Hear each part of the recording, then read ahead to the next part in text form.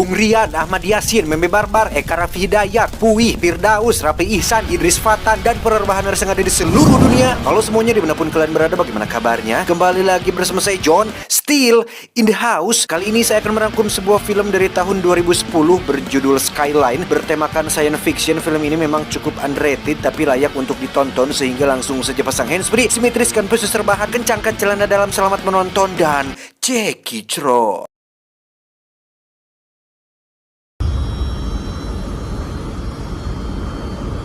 Diawali dengan memperlihatkan pasangan yang sedang naik pesawat menuju kota Los Angeles. Ada Jarod dan Elaine. Mereka berdua bermaksud untuk menghadiri undangan acara ulang tahun sahabatnya, yang ketika sudah sampai di sana, Jarod dan Elaine langsung disambut oleh seorang supir pribadi yang menandakan jika sahabat Jarod ini adalah orang yang sangat kaya raya.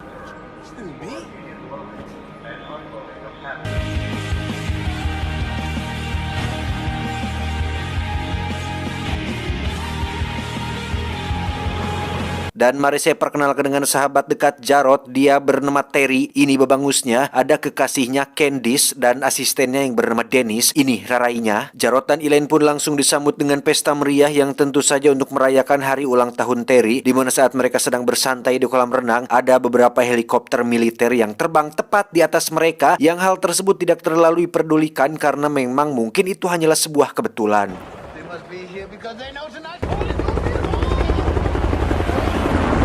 Malam harinya Jarod dan Terry pun mengobrol empat mata mengenai keinginannya untuk merekrut Jarod ke dalam perusahaannya. Tetapi Jarod yang sudah memiliki padamelan pun menolak hal tersebut. Meski begitu, Terry tetap memintanya untuk pikirkan lagi matang-matang karena gaji yang akan didapatkannya jauh lebih besar daripada pekerjaannya yang saat ini sekarang. Gimana tuh saat ini sekarang? Thinking. You should move to LA. I need you. You think about it. Jarod pun menemui Elaine, kekasihnya, untuk meminta saran tentang tawaran tersebut. Tetapi baru saja akan berbicara, Elaine sudah memulai topik lain yang lebih penting, yakni tentang perutnya yang suka sakit dan gejala mual-mual yang dialaminya akhir-akhir ini, pertanda jika Elaine mengalami apa yang dinamakan reneh alias kehamilan.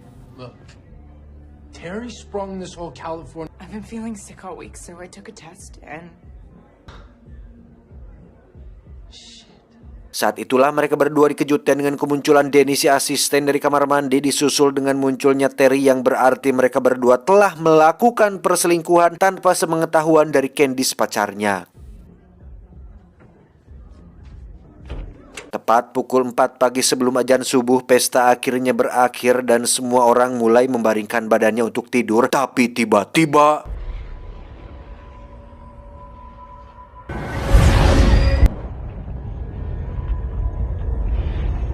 ya, cahaya terang kebiruan pun jatuh dari langit dan mendarat di beberapa titik di kota Los Angeles. Siapapun yang melihat cahaya tersebut secara langsung akan seolah terhipnotis dengan ditandai perubahan pada kulit di sekitar matanya. Juga mereka yang terhipnotis akan berjalan ke arah cahaya tersebut dan menghilang secara tiba-tiba. Salah satu orang yang terkena hipnotis itu adalah Jarod sendiri, yang hampir saja dibawa oleh cahaya tersebut, di mana Dennis dan Terry yang datang tepat waktu pun berhasil menyelamatkannya, meski Jarod mengalami kelumpuhan sementara dan baru tersadar beberapa menit setelahnya.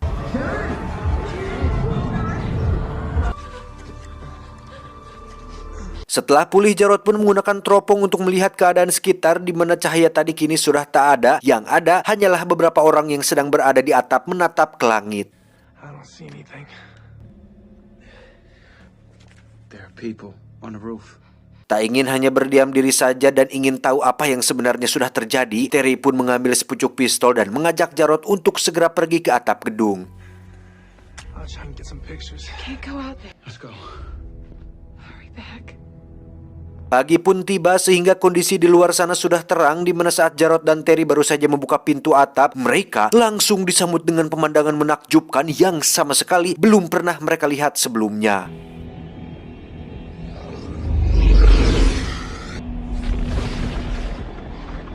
Ya, cahaya itu pun kembali berjatuhan, namun kali ini diikuti dengan kemunculan sebuah benda raksasa yang muncul dari balik awan, di mana benda tersebut tidak lain dan tidak bukan adalah pesawat makhluk luar angkasa yang biasa kita sebut dengan UFO. Tak hanya itu, Jarod dan Terry pun melihat sebuah pemandangan yang lebih mengerikan, yakni ketika ratusan orang tersedot ke dalam salah satu pesawat alien, disusul dengan kemunculan alien-alien kecil yang nampaknya bertugas untuk berpatroli dan mencari sisa manusia yang masih ada.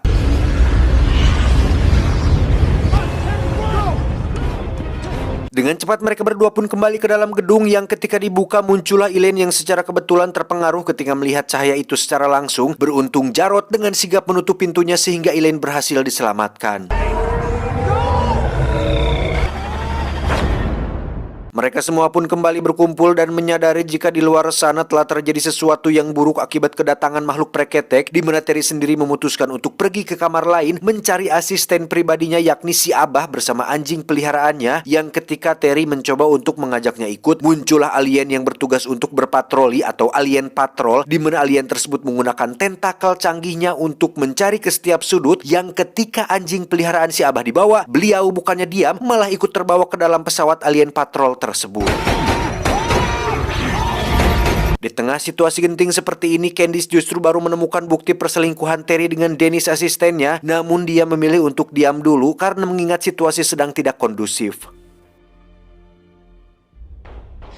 Tirai otomatis pun tiba-tiba terbuka sesuai dengan waktunya, yang secara kebetulan muncullah alien patrol yang membuat mereka semua langsung bersembunyi. Namun menariknya adalah para alien ini masih memiliki adab yang baik dan tahu tata krama sopan santun dan etika bertamu ketika mereka tidak begitu saja masuk atau merusak gedung, yang sebenarnya mereka bisa melakukan itu jika ingin segera menemukan manusia. Tetapi ini justru hanya berkeliaran di luar saja, yang ketika menemukan gedungnya kosong, alien tersebut pergi begitu saja. Sungguh alien yang bermoral.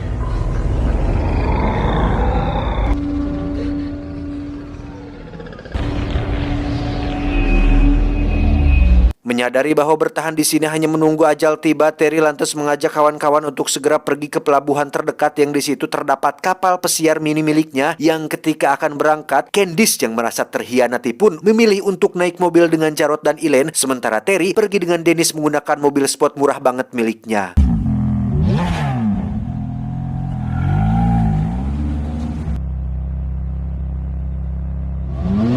Jarod pun sempat melihat ada om dan tante yang sedang berkemas, di mana Jarod mengatakan untuk ikut mobil saya saja tante. Namun si om memilih untuk tetap berkemas dan pergi menggunakan mobilnya. You need any help? No, let's go. We're fine. Terry dan Dennis pun pergi duluan, yang ketika mobil mereka baru saja keluar parkiran, tiba-tiba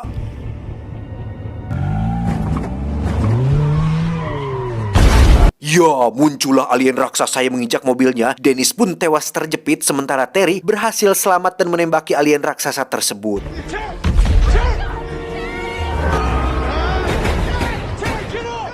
Naas bagi Terry, dia pun tetap tewas karena berhasil tertangkap oleh tentakel si alien, di mana Jarod dan yang lain pun masuk kembali ke dalam, yang mana ketegangan belumlah berakhir sampai di sini karena sudah ada alien lain yang menunggu mereka di dalam sana. Ketika si alien berhasil menghipnotis si om, si tante pun segera lari menghampiri Jarod, yang ketika si alien akan menghampiri mereka semua, tiba-tiba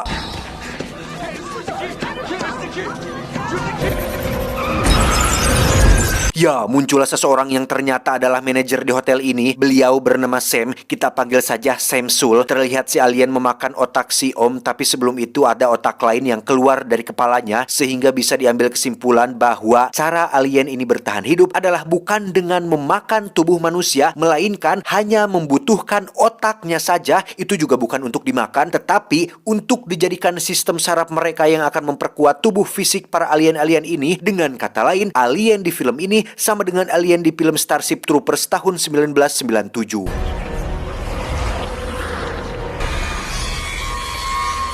Samsul pun membawa kawan-kawan keluar melalui pintu belakang, di mana saat mereka akan kabur dengan adegan slow motion, tiba-tiba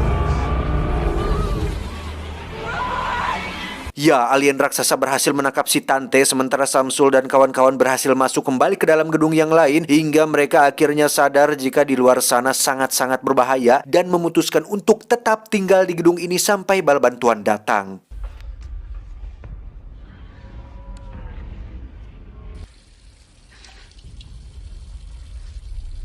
Singkat cerita, malam pun tiba. Kondisi kota Los Angeles yang biasanya ramai kini menjadi sangat-sangat sepi, tetapi kondisinya masih sama, tidak ada infrastruktur yang rusak atau fasilitas umum yang hancur, sehingga hal ini kembali membuktikan jika para alien di film ini cukup pengertian dan care terhadap penduduk bumi karena tidak sampai merepotkan tim kreatif dan menambah budget produksi. Haven't seen a soul all night. Hari kedua, mereka tetap bertahan di sana, menghabiskan waktu berjam-jam hanya dengan kukulintingan tidak jelas, di mana Jarod sendiri baru menyadari jika insiden kemarin telah membuat jaringan dalam tubuhnya berubah. Entah apa efeknya, Jarod memilih untuk menyembunyikan itu dari Elaine dan kawan-kawan.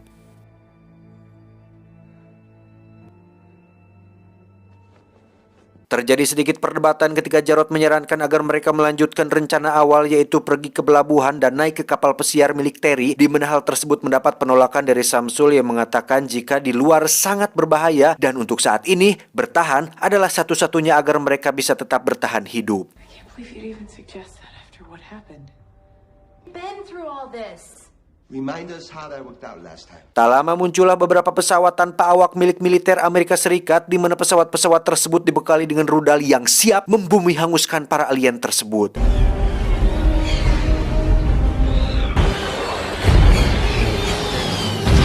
Dari sekian banyak pesawat yang hancur, ada satu pesawat yang terus bertahan dan semakin dekat dengan kapal alien. Meski akhirnya kandas, pesawat tersebut berhasil lebih dulu melesatkan satu rudal yang membuat kapal alien tersebut hancur dan mendarat ke permukaan.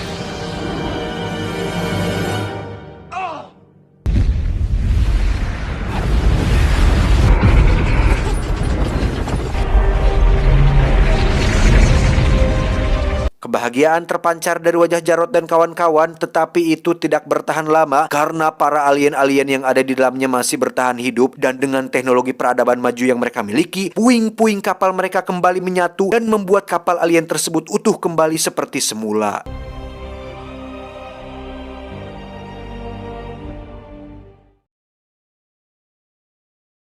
Tak lama datanglah beberapa militer yang mendarat di atap gedung. Jarod yakin jika mereka datang untuk mengevakuasi orang-orang yang masih hidup, tetapi Samsul terus mencoba meyakinkan jika para tentara itu dikirim bukan sebagai bantuan, tetapi untuk berperang melawan para alien preketek tersebut. We're at war. Does that look like a rescue chopper to you? Terjadi sedikit kedegangan ketika Jarod kekeh ingin menghampiri para tentara, di mana saat Samsul nekat melayangkan satu pukulan, disitulah kita bisa melihat efek dari insiden yang terjadi pada Jarod kemarin, yakni sekarang Jarod memiliki tenaga yang cukup kuat untuk mengangkat tubuh Samsul sampai cokornya kokosehan. And that is nothing. I am not leaving here without my family. Tak ingin membantah kepada pria yang menjadi imamnya, Elaine pun menurut untuk ikut bersama Jarod pergi ke atap, sementara Samsul terus bertahan bersama Candice dengan cara menutup jendela menggunakan tirai, berharap para alien itu tidak menyadari keberadaan mereka di sana. Alih-alih akan lebih beruntung dari nasib Jarod dan Elaine, Candice justru harus mengalami nasib sial tatkala alien menyadari keberadaannya ketika menoong keadaan di luar menggunakan teropong, di mana saat Samsul menyadarinya, hal itu sudahlah terlambat karena Candice keburu dilahap hidup-hidup dan...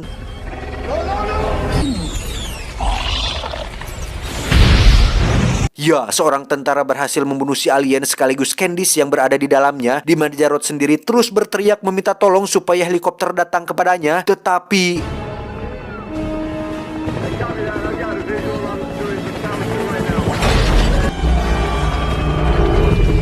Semua tentara yang ada pun habis dibantai sehingga membuat Jarod memutuskan untuk kembali ke dalam gedung yang di situ sudah ada satu alien yang secara kebetulan sedang menaiki tangga yang alhasil membuat mereka berdua harus mengunci pintunya dan bertahan sementara di atap gedung tersebut. Sementara itu, Samsul pun merasa sedikit menyesal ketika kekerewut ingin bertahan di sini karena tak lama muncullah satu alien raksasa yang sedang naik ke lantainya, yang karena tidak memiliki siapa-siapa lagi untuk bertahan, Samsul pun dengan pededetnya memilih untuk mati dengan cara yang keren, yakni dengan meledakkan lantai tersebut menggunakan gas yang dibocorkan.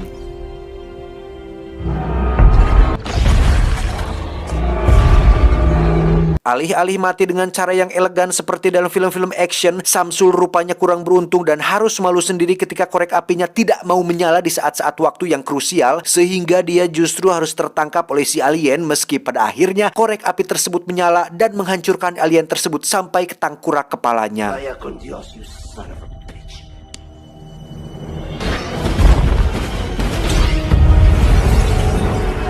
Kembali ke Jarod dan Elaine yang sedang didatangi oleh si alien yang berhasil membuka pintu. Terjadi pertarungan sengit yang membuat paha si Jarod terluka, namun Elaine berhasil menyelamatkannya dengan cara yang cukup brutal.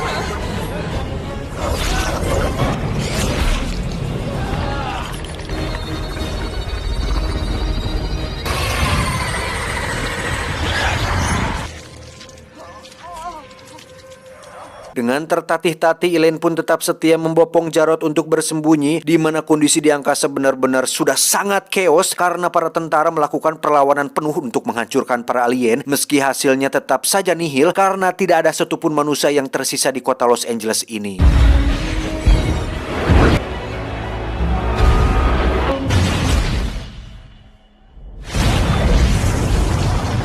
Di detik-detik krusial, Jarod pun menyuruh Elaine untuk segera pergi meninggalkan dirinya, bukan untuk Jarod atau dirinya sendiri, melainkan untuk janin si buah hati yang sedang dikandungnya. Tetapi karena cinta butuh pengorbanan dan bukan hanya sekedar reproduksi, Elaine memilih untuk tetap bertahan dan diculik bersama-sama ke dalam pesawat alien tersebut.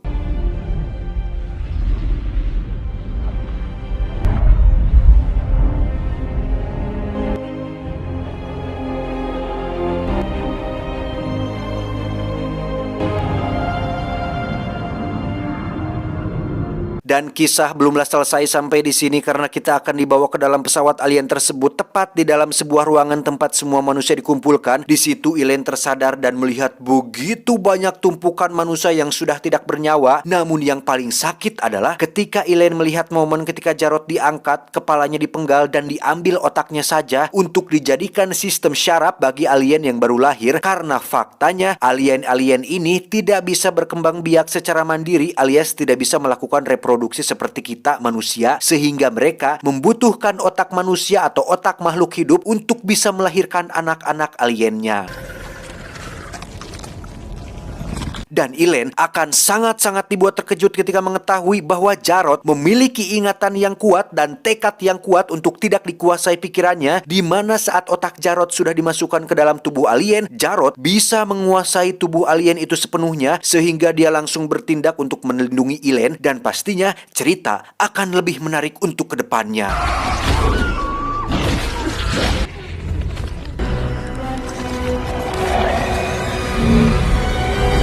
Tamat, ending yang cukup menggantungkan. Seperti yang saya katakan di awal, film ini underrated, tapi setelah ditonton tanpa sadar, pasti teman-teman semua merasa sedikit beradrenalin dan penasaran dengan bagaimana endingnya. Iya kan, terasa gantung memang, tapi jangan khawatir karena film ini ada kelanjutannya, judulnya Beyond Skyline tahun 2017. Di situ ada aktor dari Indonesia juga loh, aktor silat Iko Uwais dan Kakang Yayan Ruhian, sehingga akan jauh lebih seru, jadi tunggu saja. Pesan yang bisa kita ambil dari film ini adalah jangan mau datang ke acara pesta ulang tahun. Itu, saya John mewakili direksi yang bertugas mengucapkan terima kasih dan sampai jumpa di video selanjutnya. Adios, bulu hidung Angelina Jolie.